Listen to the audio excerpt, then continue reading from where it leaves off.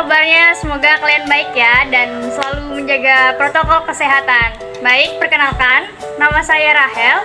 Saya di sini sebagai ketua dari kelompok 2 sesi 2 kelas 12 OTKP 1. Di dalam pembelajaran PPKN minggu ini, kelompok kami akan mempresentasikan materi bab 3 mengenai pengaruh kemajuan IPTEK terhadap Negara Kesatuan Republik Indonesia yang nantinya akan dijelaskan dalam berbagai aspek. Apa saja dampak yang terjadi, lalu contohnya apa saja, dan yang terakhir adalah bagaimana sikap selektif yang harus kita wujudkan dalam menghadapi pengaruh perkembangan IPTEK ini. Baik, untuk lebih lanjutnya, yuk simak pembahasan ini. A. Mengidentifikasi pengaruh kemajuan IPTEK terhadap NKRI. 1. Pengaruh positif kemajuan IPTEK bagi kehidupan bermasyarakat, berbangsa, dan bernegara. A. Aspek politik.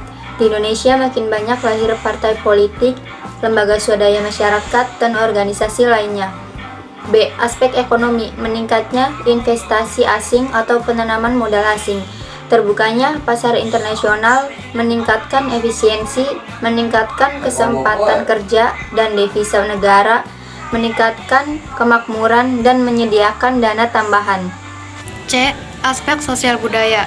Kemajuan teknologi dan informasi yang ditandai dengan munculnya internet dan makin canggihnya alat-alat komunikasi secara langsung telah mempermudah kita untuk memperoleh informasi dari belahan bumi lainnya, sehingga kita secara tidak langsung telah melakukan proses transformasi ilmu yang sangat bermanfaat bagi kita. Selanjutnya adalah D. Aspek hukum, pertahanan, dan keamanan. Yang pertama, makin menguatnya supremasi hukum, demokratisasi, dan tuntutan terhadap HAM. Yang kedua, menguatnya regulasi hukum dan pembuatan perundang-undangan yang memihak dan bermanfaat untuk kepentingan masyarakat. Yang ketiga, makin menguatnya tuntutan terhadap tugas-tugas penegak hukum seperti polisi, jaksa, atau hakim yang telah profesional, transparan, dan dapat dipertanggungjawabkan. Dan yang terakhir, menguatnya supremasi sipil dengan mendudukan tentara dan polisi sebatas penjaga keamanan, kedaulatan, dan ketertiban negara. Selanjutnya, pengaruh negatif IPTEK bagi kehidupan bermasyarakat, berbangsa, dan bernegara. A. Aspek politik. Kemajuan IPTEK melalui globalisasi untuk sementara telah mampu meyakinkan sebagian masyarakat Indonesia bahwa liberalisme dapat membawa manusia ke arah kemajuan dan kemakmuran. Apa sih itu liberalisme? Liberalisme adalah sebuah ideologi, pandangan, filsafat, tindakan, tradisi politik yang didasarkan pada pemahaman bahwa kebebasan dan persamaan hak adalah nilai politik yang utama. Nilai-nilai yang dibawa IPTEK seperti keterbukaan, kebebasan, dan demokratisasi tidak menutup kemungkinan akan disalahartikan oleh masyarakat Indonesia. Pengaruh IPTEK yang mesti diwaspadai adalah munculnya gerakan-gerakan radikalisme dan terorisme. Para pelaku gerakan tersebut merupakan orang-orang yang terampil dalam memanfaatkan teknologi. Tidak jarang mereka mempunyai keterampilan dalam merakit senjata, bom, dan sebagainya. Namun sayangnya keterampilan mereka digunakan untuk mengganggu keamanan negara, sehingga stabilitas menjadi terancam. B. Aspek ekonomi. Kemajuan IPTEK memberi pengaruh negatif terhadap kehidupan ekonomi, seperti berikut. 1. Indonesia akan dibanjiri oleh barang-barang dari luar seiring dengan adanya perdagangan bebas yang tidak mengenal adanya batas-batas negara. 2. Cepat atau lambat, perekonomian negara kita akan dikuasai oleh pihak asing. Seiring dengan makin mudahnya orang asing menanamkan modalnya di Indonesia, akan timbulnya kesenjangan sosial yang tajam sebagai akibat dari adanya persaingan bebas. Persaingan bebas tersebut akan menimbulkan adanya pelaku ekonomi yang kalah dan yang menang. 4. Pemerintah hanya sebagai regulator pengaturan ekonomi yang mekanismenya akan ditentukan oleh pasar. Dan 5. Sektor-sektor ekonomi rakyat yang diberikan subsidi semakin berkurang, koperasi makin sulit berkembang, dan penyerapan tenaga kerja dengan pola padat karya makin ditinggalkan. Selanjutnya, aspek sosial budaya. Yang pertama, munculnya gaya hidup konsumtif atau selalu mengonsumsi barang dari luar negeri. Yang kedua, munculnya sifat hedoisme, yaitu perilaku melanggar norma yang berlaku di masyarakat seperti mabuk-mabukan dan pergaulan bebas. Yang ketiga, sikap individualisme, yaitu sikap yang selalu mementingkan diri sendiri seperti tidak peduli dengan orang lain. Yang keempat, mengakibatkan kesenjangan sosial. Yang kelima, munculnya gejala westernisasi, yaitu gaya hidup yang mengikuti budaya barat, seperti model pakaian, baju, dan sebagainya. Yang keenam, memudarnya semangat gotong royong. Yang ketujuh, lunturnya nilai-nilai keagamaan dalam kehidupan bermasyarakat. D. Aspek hukum, pertahanan, dan keamanan. Dampak negatif yang timbul dalam aspek ini menimbulkan tindakan anarkis yang dapat mengganggu stabilitas nasional. Selanjutnya yaitu B. Membangun sikap selektif dalam menghadapi berbagai pengaruh kemajuan iptek. Yaitu 1. Sikap tanggung jawab dalam pengembangan iptek. Apa sih? Agar tidak menimbulkan permasalahan dan dampak negatif, manusia perlu memiliki tanggung jawab dalam mengembangkan dan menerapkan iptek.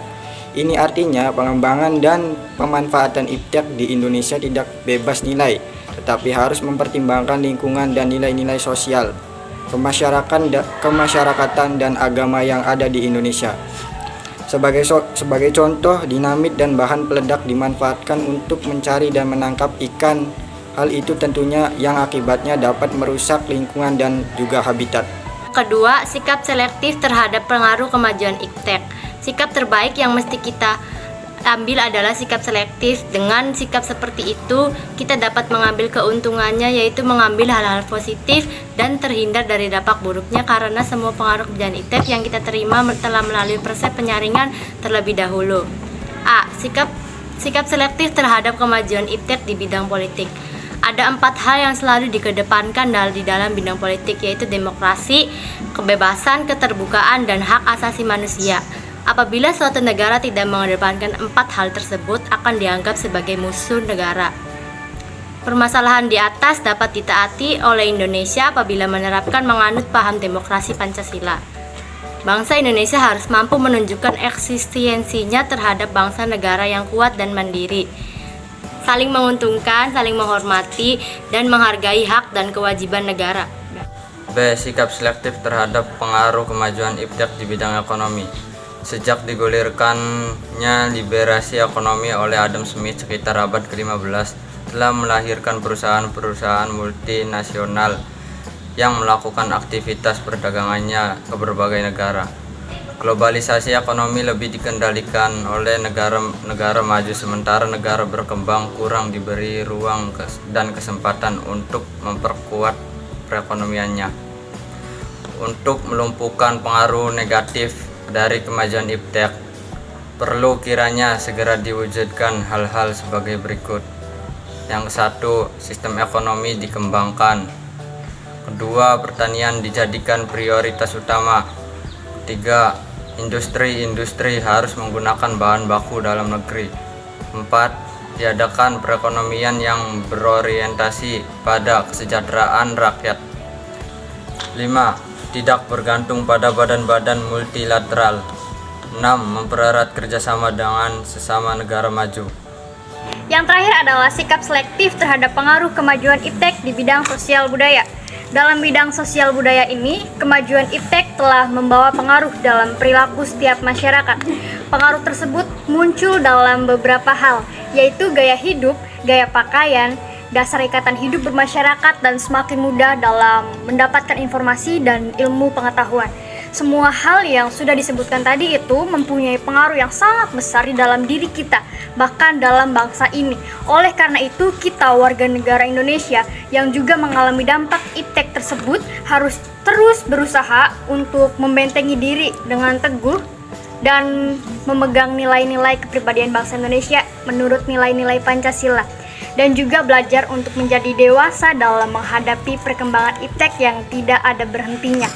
Kita harus menjadi manusia yang tahu dan lebih bijak lagi dalam menghadapi perkembangan iptek ini.